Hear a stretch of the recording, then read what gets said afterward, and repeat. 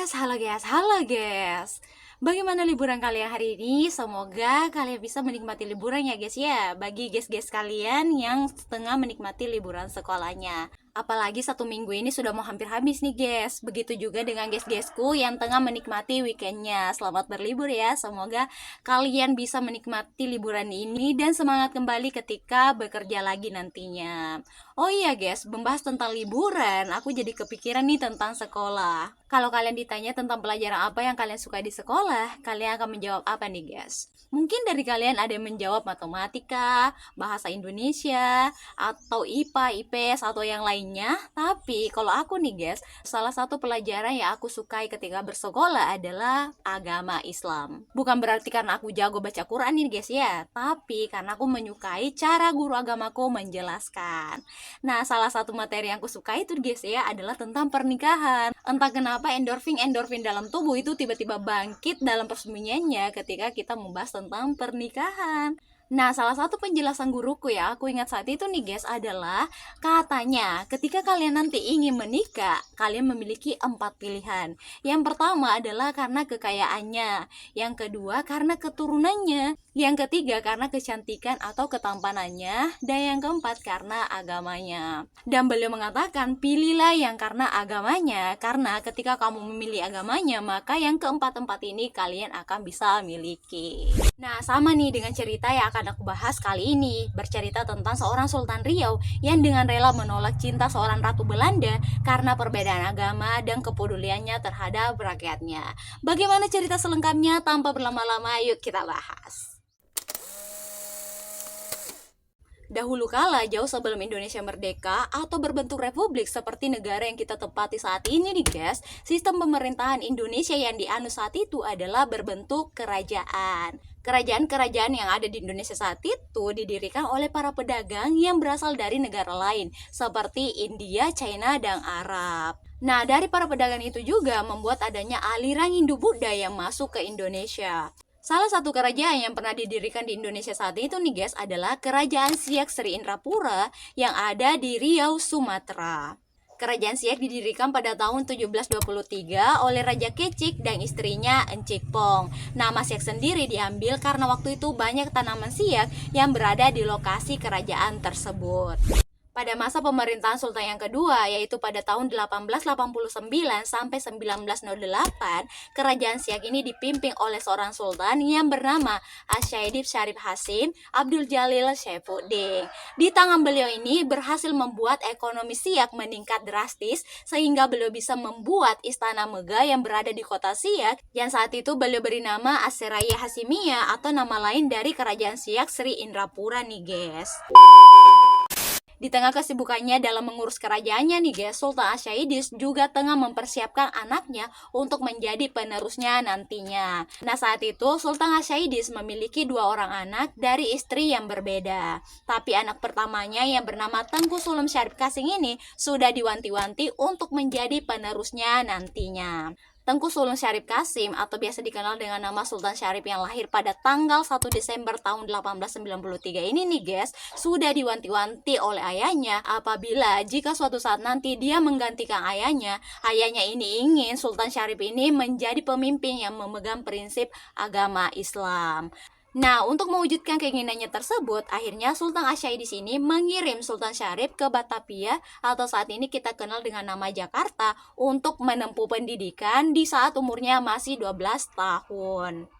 Di Batavia sana, Sultan Syarif ini berguru hukum Islam kepada Syed Hussein Al-Habsyi, di mana beliau ini merupakan ulama besar dan tokoh pergerakan nasional.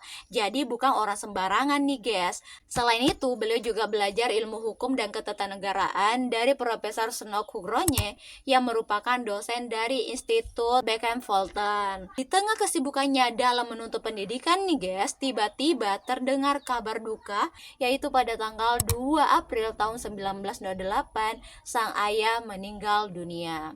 Kematian sang ayah tentunya meninggalkan duka yang mendalam di hati Sultan Syarif, sekaligus menjadi pertanda kalau tibalah saatnya di mana beliau harus naik tahta dan menjadi pemimpin kerajaan Siak. Padahal waktu itu umur beliau masih 15 tahun. Ketika Sultan Syarif ini bersiap-siap kembali ke Riau untuk melanjutkan pemerintahan ayahnya, pihak kerajaan melarangnya agar beliau ini bisa tetap tinggal di Batavia untuk meneruskan pendidikannya. Nah, makanya tuh, karena Sultan Syarif ini tidak kembali ke kerajaan Siak, menyebabkan adanya kekosongan pemerintahan. Tapi tentunya hal itu tidak membuat roda pemerintahan kerajaan Siak berhenti. Selama Sultan Syarif ini sibuk dengan pemerintahannya, kerajaan Siak ini dijalankan oleh dua orang pejabat, yaitu Tengku Besar Syahib Sagap dan Datuk 50, kurang lebih selama 7 tahun, ya sampai si Sultan Syarif ini kembalilah ke Riau. Akhirnya, hari yang dinanti-nantikan itu pun tiba, yaitu pada tanggal 3 Maret tahun 1915, Sultan Syarif ini menyelesaikan pendidikannya di umurnya yang ke-21 tahun, dan beliau pun kembali ke Riau dan langsung dinobatkan sebagai Sultan Kerajaan Siak. Jadi nih guys, pada masa pemerintahan Sultan Syarif, yang menjajah Indonesia saat itu adalah Belanda. Dan Belanda ini ingin ikut campur dalam pemerintahan Kerajaan Siak. Makanya tuh mereka tuh jadi ketar-ketir ketika si Sultan Syarif ini menjabat.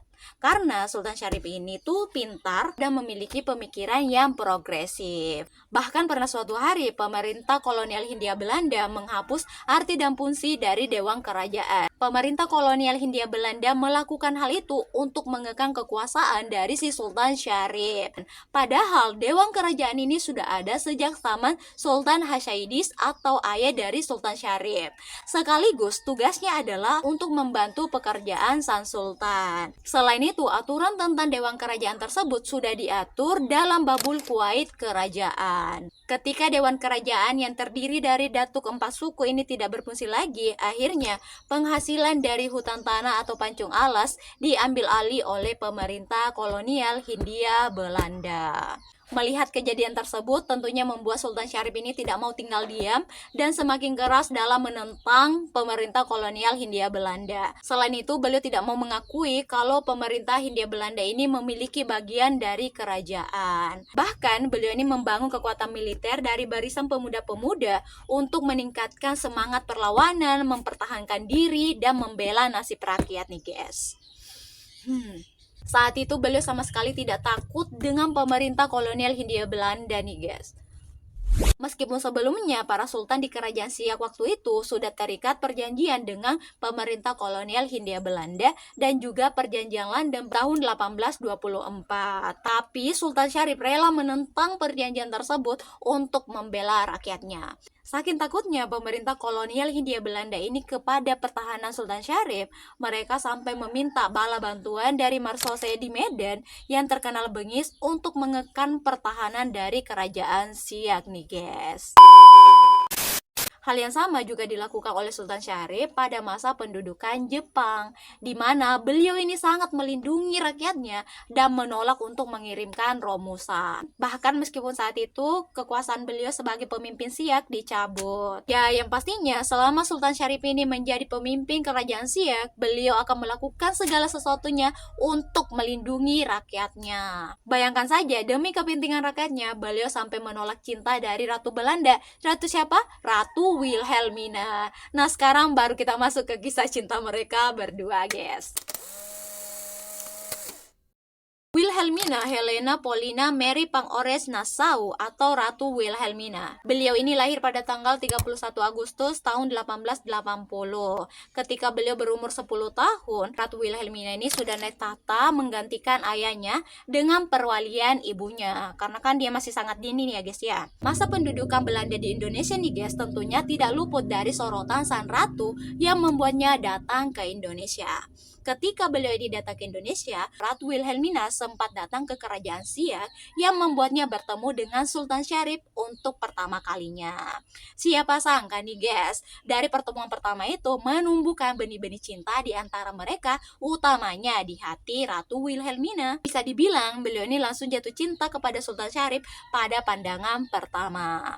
Rasa cinta yang menggebu-gebu tersebut nih guys membuat Ratu Wilhelmina dengan sukarela mengundang Sultan Syarif untuk datang ke acara ulang tahunnya. dan tentunya hal tersebut diiyakan oleh Sultan Syarif. Pertemuan demi pertemuan membuat mereka ini semakin dekat dan tibalah masa di mana mereka ini saling bertukar kado nih guys, saking dekatnya. Pernah tuh suatu hari Ratu Wilhelmina mengatakan kepada Sultan Syarif untuk mengirimkannya patung Sultan Syarif. Tujuannya adalah beliau ini ingin membawanya ke Belanda untuk dijadikan kenang-kenangan.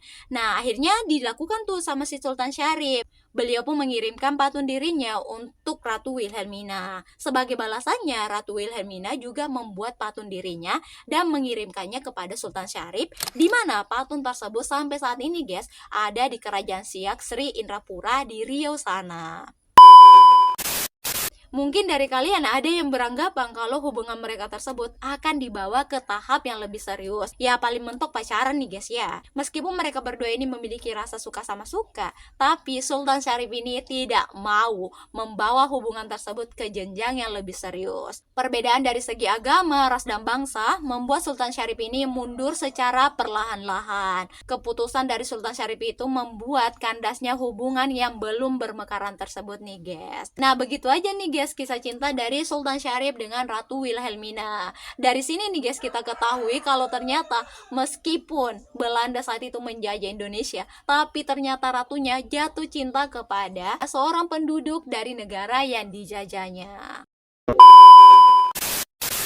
Begitulah akhir dari ceritanya. Kalau ada kesalahan kalian bisa koreksi di kolom komentar. Kalau kalian suka silahkan ditekan like-nya. Kalau kalian mau subscribe ya silahkan, tidak ada paksaan. Terima kasih sudah menonton sampai habis. Sampai jumpa di next story. See you on the next story. Bye bye.